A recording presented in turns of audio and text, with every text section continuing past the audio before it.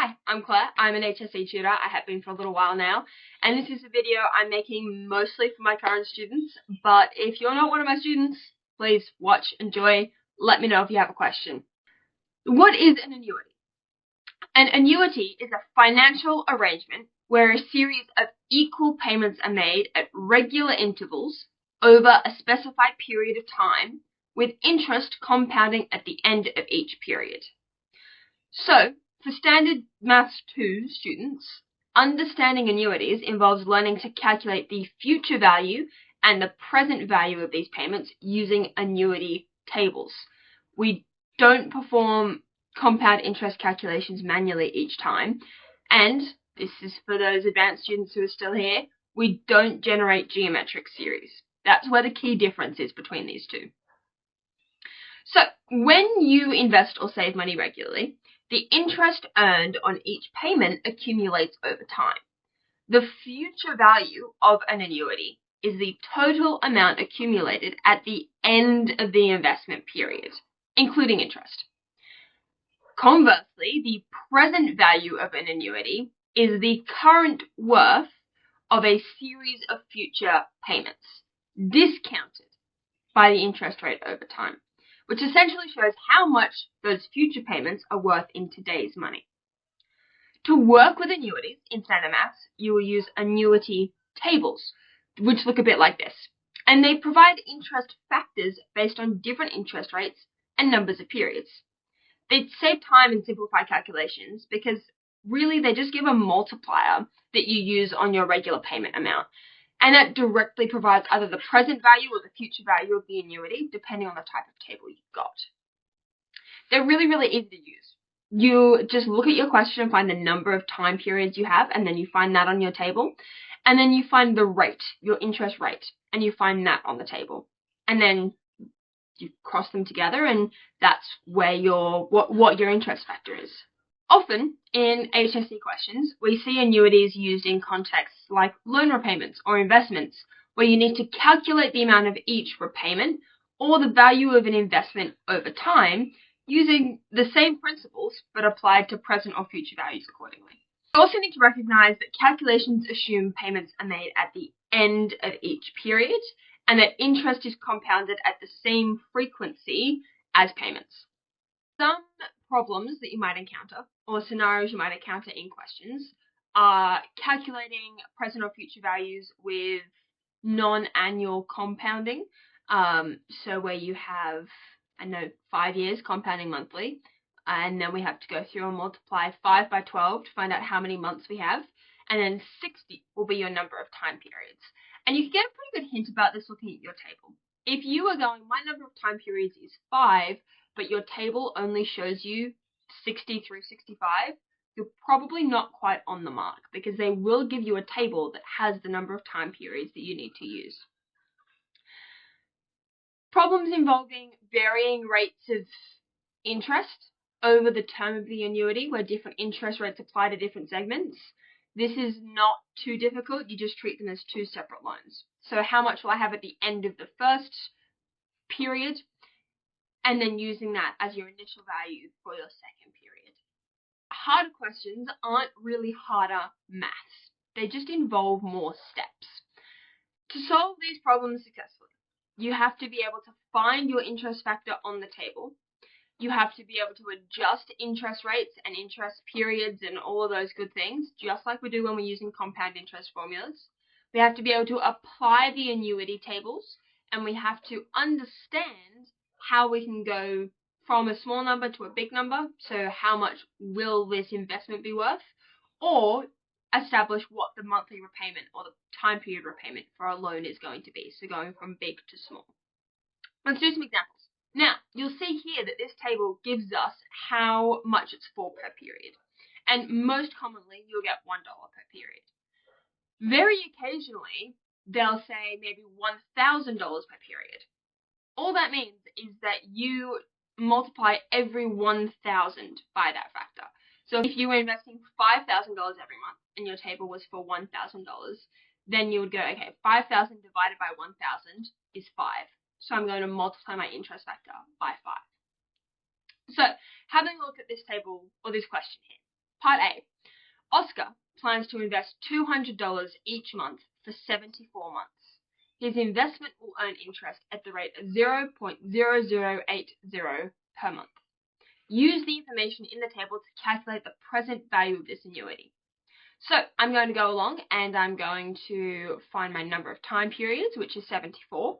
Then I'm going to find my rate, which is 0.008. And that means 55.68446 is going to be my interest factor. So all I have to do now is multiply my 200 by my interest factor, which gives me $11,136.89. So it's really easy. For part B, Lucy is using the same table to calculate the loan repayment for her car loan. Her loan is $21,500 and will be repaid in equal monthly payments over 6 years. The interest rate on her loan is 10.8% per annum. Calculate the amount of each monthly repayment correct to the nearest dollar. So this one's a little bit harder. It involves a couple more steps. So my number of time periods. Well, my repayment is monthly, so it's 12 months in 1 year, and it's being repaid over 6 years. So I'm going to multiply 6 times 12, which gives me 72. That's going to be my number of time periods in my table. Now my rate per annum is 10.8%. So now I'm going to divide that by 12, which gives me 0.9%, because again, I'm compounding monthly, not yearly. Then I'm going to change that into a decimal, because my table's in decimals, which gives me 0.009. So all I'm going to do is go across to 72, down from 0.009, and that gives me an interest factor of 52.82118. Now, because I'm going from big to small, I know how much I want to have at the end, and I'm needing to find out how much I need to pay each month. I'm going from big to small, so I'm going to divide by my interest factor instead of multiplying by it. So $21,500 divided by my interest factor gives me $407.03. So to the nearest dollar, that's $407 a month. Okay, let's have a look at another question. I want you to hit pause on the video, have a crack at it, and then we'll go through it together. Okay, so again, we have a future value table for an annuity of $1. Colleen makes equal contributions of $5,500 into an account every 6 months for 2 years at an interest rate of 4% per annum, compounding biannually.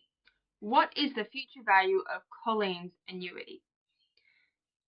So, we've got a few steps again, but again, the maths is really nice and easy. So our contribution is $5,500. Our number of time periods is going to be 4, because we've got 6-month periods, and there's 4 of them in 2 years, so 4 half years. Then our interest rate is 4% for 2 years, so biannually, 4% for 2 years. So our interest rate is going to be 2%, because we're going to divide 4 by 2 to get our per annum rate. Okay, so we're going to go to a number of time periods as 4, our interest rate as 2%, and that gives us an interest factor of 4.1216. We're going to times our investment, $5,500, by 4.1216, and that gives us a future value of $22,668.80. Part B. Claire wants to make 4 equal contributions throughout the year into an account with an interest rate of 4% per annum, compounding quarterly. These contributions will be whole dollar amounts.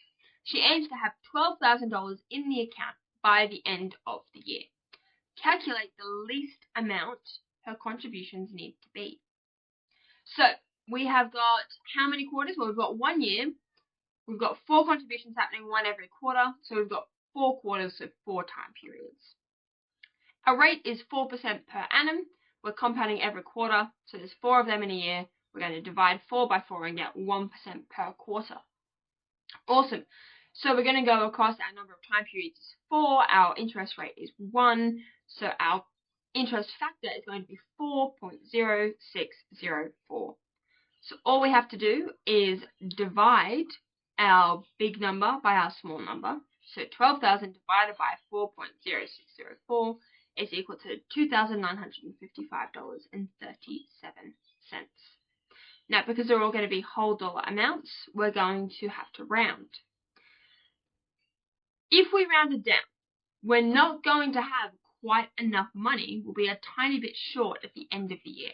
So even though 37 would normally round down to 0, not up to 100, we're going to round up to the nearest dollar. So the contribution needs to be $2,956 per quarter. This is our last question. I'm not going to step us through this one. What I will do is I will flick up the solutions at the end of the video. Have a crack at doing it by yourself. I'm sure you know how to, and if you struggle, go back, rewatch the other explanations, and make sure you leave a comment if you need some extra help. Awesome. Well, thank you so much for watching, guys. I hope this was a helpful video about annuities in standard maths for the HSC, and I look forward to seeing you in the next video. Bye!